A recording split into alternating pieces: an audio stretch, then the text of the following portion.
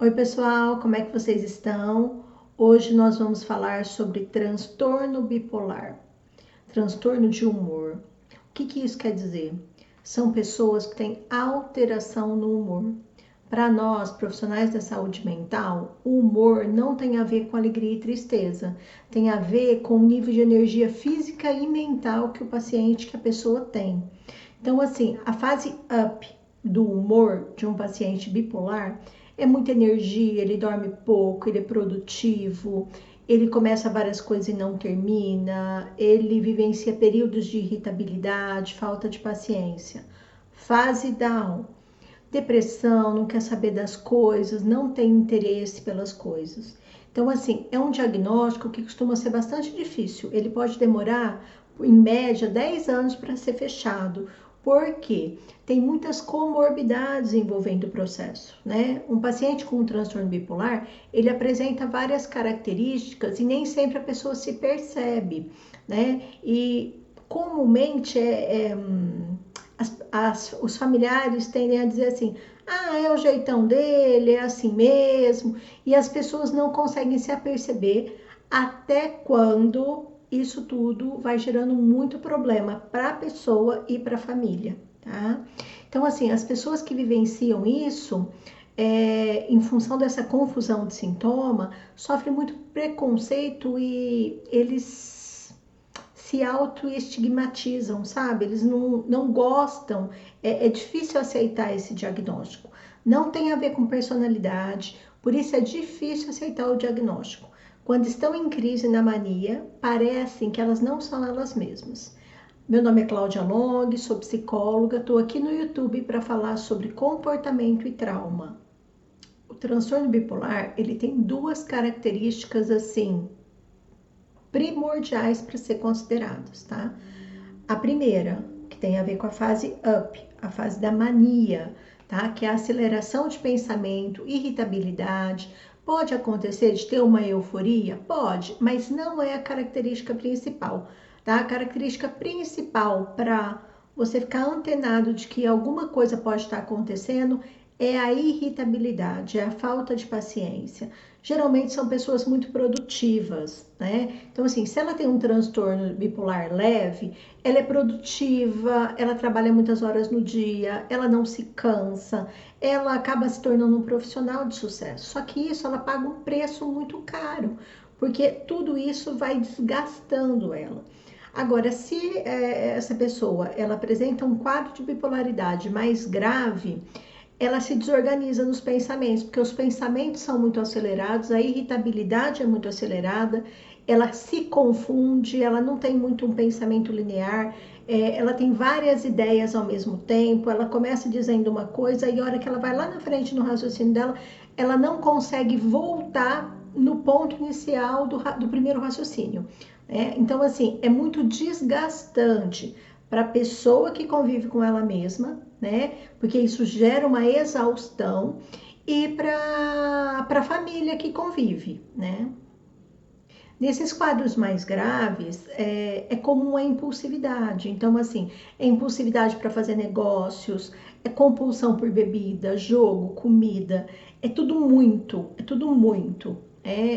E a pessoa depois, quando passa esse episódio maníaco dela, ela se sente muito culpada. E às vezes foram atitudes que ela teve que gerou muitos problemas.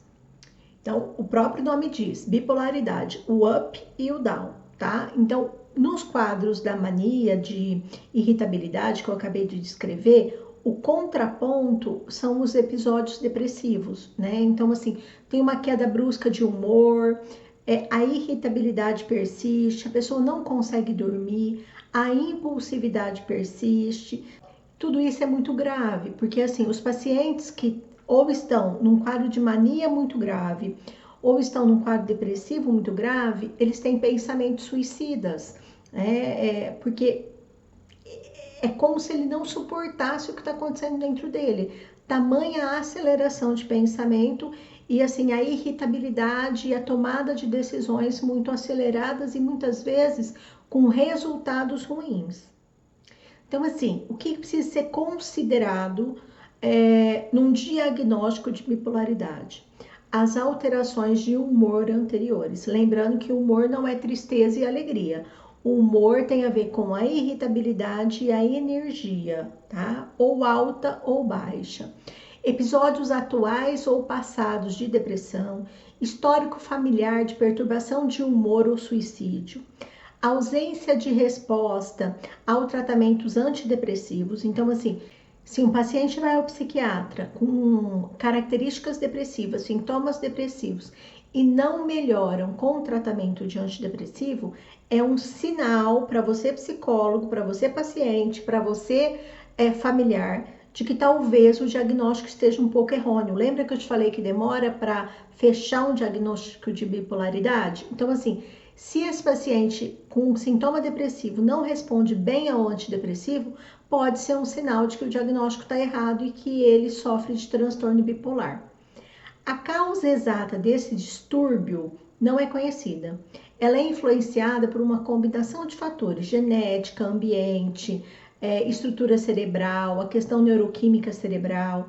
O tratamento ele costuma ser necessário por toda a vida e geralmente é uma combinação de medicamento, psicoterapia e mudança de estilo de vida. Olha eu aqui de novo falando de mudança de estilo de vida. Gente, medicação remedia, é um remédio. Ela não vai englobar todas as tuas necessidades. Você vai ter que ter um esforço genuíno seu para melhora. E assim, ó, tem muita informação errada na internet sobre os transtornos bipolar, tá? Então, vamos falar um pouquinho da fase da mania. Sensação extremo de bem-estar, aceleração de pensamento e da fala, agitação e hiperatividade. Ela tem uma diminuição da necessidade de sono, aumento de energia, diminuição da concentração, euforia ou irritabilidade, impulsividade, ideias de grandiosidade, sensação de poder. Nem sempre isso é às claras, mas a pessoa ela se comunica e ela se coloca na relação como se ela fosse a detentora daquele poder, tá? É importante entender que um paciente com um transtorno bipolar, ele geralmente, isso falando do transtorno leve, tá? Ele tem muita produtividade e um QI alto. Ele tem características autodidata, ele é agitado, ele tem muita energia. Lembra que eu te falei de pessoas com muito sucesso, trabalho intenso, ele trabalha de 16 a 18 horas por dia e não se sente cansado. Ele dorme pouco, ele é inquieto, o raciocínio não é linear, como eu falei agora há pouco, porque aumenta a aceleração mental. E aí, né, gente, olha só, se essa pessoa é uma pessoa de sucesso, como pode ser um problema? Como ela consegue fazer tantas coisas ao mesmo tempo? E aí eu coloco a seguinte pergunta: que preço ela paga por isso, né? E aí nós vamos lá no pico down da depressão, tá? A pessoa ela tem alteração de apetite, ou ela perde ou ela ganha muito peso. Ela tem um humor deprimido na maior parte dos dias, a energia dela é muito baixa. Eles têm um sentimento de culpa e inutilidade, os pensamentos recorrentes são de morte, de suicídio. Então, muito cuidado quando esse paciente está ou numa fase muito extremada de agitação, de fazer várias coisas ao mesmo tempo, irritado, instável ou muito deprimido, porque os pensamentos suicidas, eles permeiam, eles acompanham o universo desse paciente. Pessoas que sofreram de episódios depressivos antes dos 25 anos, pode ser que apresente transtorno bipolar. Atenção redobrada, porque tem uma herança genética aí. História de suicídio, bipolaridade, esquizofrenia, nós temos que tomar muito cuidado com os pensamentos de morte. Os pacientes não falam sobre pensamentos de morte. E assim, não é fácil receber um diagnóstico desse, né? Então, de cara, o paciente nega, é difícil dele aceitar, né? Ele passa por crises existenciais quando ele escuta do psiquiatra ou do psicólogo que ele pode sim estar sofrendo de um transtorno bipolar. Então, assim, não é fácil. Vamos ter empatia pelo paciente que eu estou comunicando esse diagnóstico, pela pessoa que está ouvindo esse diagnóstico, né? Porque assim, vem toda a questão, o que que eu sou, o que que sou eu, o que que são esses sintomas. Então, assim, a bipolaridade, ela não tem cura, mas ela pode ser controlada pelo uso de medicação, pela psicoterapia e pelo estilo de mudanças de vida. E isso envolve diminuição do uso de cafeína, que é autoestimulante, anfetamina, álcool, cocaína, o desenvolvimento de hábitos saudáveis de alimentação e sono e mudança de estilo de vida, gente, ó. Redução de estresse.